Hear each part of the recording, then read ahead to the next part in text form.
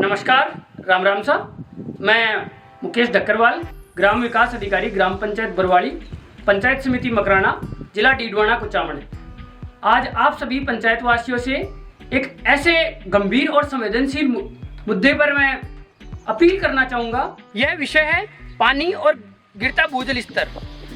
जैसा कि हम जानते हैं, पानी जीवन का आधार है और इसके बिना जीवन की परिकल्पना करना भी संभव नहीं है। अगर भूजल का इसी प्रकार अनियंत्रित और अत्यधिक दोहन होता रहा तो आने वाली पीढ़ियों के लिए पेयजल की गंभीर समस्या उत्पन्न हो जाएगी। अतः यह हम सबकी सामूहिक जिम्मेदारी है कि हम भूजल का पुनर्भरण करें, इसका संरक्षण करें। अब सवाल यह है कि क्या भूजल का पुनर्भरण किया जा सकता है? जी हाँ, बिल्कुल किया जा सकता है। कैसे किया जा सकता है? आइए आज हमारे साथ। जैसा कि हम सब जानते हैं, बरसात का मौसम आने वाला है और इस बरसात के मौसम में अधिकांश बरसात का जल या तो बहकर चला जाता है या फिर वाष्पीकरण हो जाता है। क्यों ना हम इसी वर्षा जल का उपयोग भूजल के पुनर्भरण हेतु करें। इसी वर्षा जल का उपयोग करते हुए भूजल का पुनर्भरण करने के लिए हमारे माननीय प्रधानमंत्री श्री नरेंद्र मोदी एवं मुख्यमंत्री श्री भजनलाल जी शर्मा द्वारा कर्म भूमि से मातृभूमि अभियान शुरू किया गया है। आपके खेत में या घर के आसपास ऐसे खराब, नकारा या अनुपयोगी ट्यूबवेल अवश्य होंगे जिनका उपयोग कर हम वर्षा जल का उपयोग करते हुए भूजल पुनर्भरण कर सकते हैं। वर्तमान में फार्म पॉन्ड के जरिए भी वर्षा जल का संग्रहण किया जा रहा है, परंतु उसकी कुछ लिमिटेशंस हैं। जैसे एक तो उसकी कॉस्ट ज़्यादा है, दूसरी चीज़ है उसके अंदर लगभग 30% तक पानी वापस इवापोरेट हो जाता है। उसकी क्षमता भी फिक्स होती है कि हम इतना ही जल इसमें भंडारण कर सकते हैं। साथ ही साथ अभी पिछले कुछ समय से फार्म पॉन्ड्स में बच्चे वगैरह के गिरने से बहुत सारी दुर्घटनाएं भी सामने आई। इन खराब, नकारा और अनुपयोगी ट्यूबवेल का उपयोग करते हुए वर्षा जल के माध्यम से भूजल पुनर्भरण कैसे कर सकते हैं? इसके लिए ये खराब ट्यूबवेल है, इसके चारों ओर 3 फीट चौड़ाई का लगभग 8 फीट गड्ढा हम खोदेंगे। इसके बाद ये जो गड्ढा होगा, इसके अंदर हम अलग अलग मोटाई के कंक्रीट इसमें बिछाते जाएंगे। अब ऐसा क्यों करना पड़ रहा है हमें? अगर हम इसके अंदर डायरेक्टली पानी, वर्षा के जल को उतारते हैं तो थैलियाँ, मिट्टी आदि के कारण कुछ समय बाद ये ट्यूबवेल ब्लॉक हो जाएगा।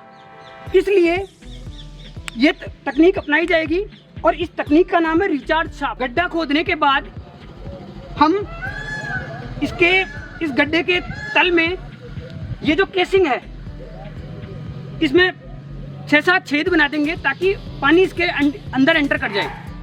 इसके बाद ये जो गड्ढा खोदा है हमने, इसकी हम चारों तरफ से चुनाई कर देंगे ईंट से।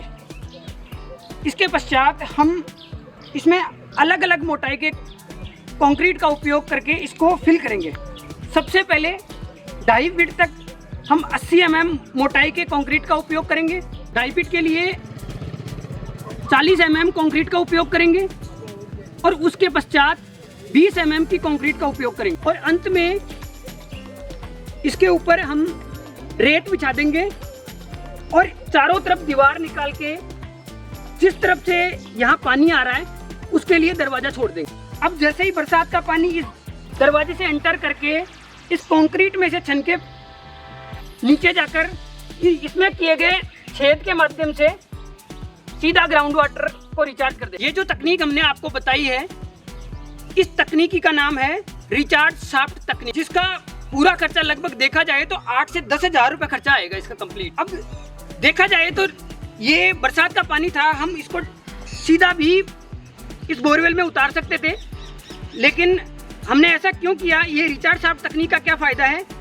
बरसात के पानी के साथ मिट्टी, कंकर, प्लास्टिक की थैलियाँ वो भी आती हैं बहकर। इसकी वजह से कुछ समय बाद में ये ब्लॉक हो जाएगा और इस रिचार्ज शाफ्ट तकनीक के माध्यम से बरसात का पानी एकदम फिल्टर होके, छन के और फिर इसके अंदर जाएगा। इसकी वजह से ये कभी ब्लॉक नहीं होगा। अंत में मैं हमारी ग्राम पंचायत के माननीय प्रशासक महोदय श्रीमान महेश जी जांगीड़ को बुलाना चाहूँगा। वो यहाँ आकर जल संरक्षण के बारे में जो संदेश देना चाहते हैं वो दे। नमस्कार। जैसा कि सभी को विदित है कि पानी की समस्या से हम कितने जूझ रहे हैं और पिछले कुछ सालों से निरंतर पानी का जो जल स्तर घटता जा रहा है और ये समस्याएं बढ़ती जा रही है, तो इसके जिम्मेदार कोई और नहीं, हम हैं। हमें अब इस कंडीशन में हम आ गए हैं कि पानी के लिए बूंद बूंद के लिए हमें तृष्णा पड़ जाएगा आने वाले समय में, अगर अपन समय पे इस जल का संरक्षण नहीं कर पाएंगे। कुओं का जल स्तर बहुत नीचा चला गया है, 800 फुट तक पानी नहीं है, कहीं है तो वो भी खारा पानी है। अब रही बात पीने के पानी के लिए हमें क्या करना चाहिए, तो इसके लिए हमें केवल और केवल बरसात के पानी पर भरोसा करना है और बरसात के पानी की एक बूंद को भी हमें वेस्टेज नहीं जाना है। हमें इसका संरक्षण कैसे करना है, जैसे घर पे है तो हम घर पे जो उतना भी अपन छत का पानी है उसको हम अपने कोई हौद में उतारें, जो बाहर पानी बह रहा है उसको हम कोई रिचार्ज सॉफ्ट की वजह से या सॉफ्ट का पिट बना के या गड्ढा बना के उस पानी को ज़मीन में उतारना है ताकि हमारा जल स्तर बढ़ जाए। इसके लिए सरकार बहुत प्रयास कर रही है और ग्राम पंचायत स्तर पर भी हम बहुत प्रयास कर रहे हैं, पर इसके लिए जन सहयोग की बहुत अपेक्षा है। बिना सबकी सहभागिता के ये कार्य संभव नहीं होगा। जब तक हर एक आदमी, हर एक नागरिक इस पानी की आवश्यकता को नहीं समझेगा, तब तक ये मिशन कामयाब नहीं होगा। तो मैं सभी से आग्रह करता हूँ, सभी ग्राम पंचायत वासियों से, कि क्यों न हम अपनी पंचायत से ये शुरुआत करें कि बरसात का पानी की एक बूंद को भी हम व्यर्थ नहीं जाने दें। जहाँ भी हमारे ख़राब ट्यूबवेल पड़े हैं हम वहाँ रिचार्ज सॉफ्ट पिट बना के उस पानी को ट्यूबवेल में उतार देंगे, वो ज़मीन में चला जाएगा। और जितने भी घर का जो पानी है वो हम घर में कोई छोटा टैंक हौद बना के उसके अंदर डाल लेंगे, वो हम पीने में काम लेंगे। तो मैं सभी से आग्रह करूँगा और सबसे अपेक्षा भी है कि इस जल संरक्षण के बारे में आप सभी समझें, जल की महत्ता समझें। जल है तो कल है, जल के बिना कुछ नहीं है। राम राम।